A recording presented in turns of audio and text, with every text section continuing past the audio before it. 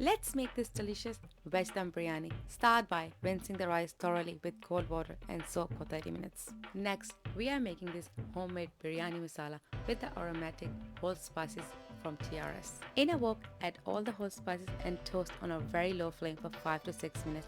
Remove from the heat and cool completely.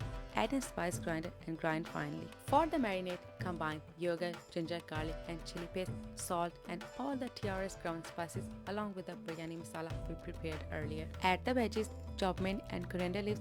Fry the onions until golden brown and add in.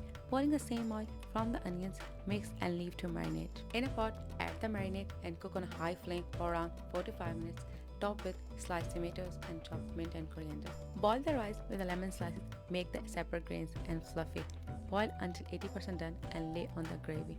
Drizzle some food coloring and put on a dum for around 25 to 30 minutes. Turn off the heat and let it rest for around 10 minutes to soak in all flavors. Open the lid and serve. I hope you enjoy this Eat Special recipe with TRS.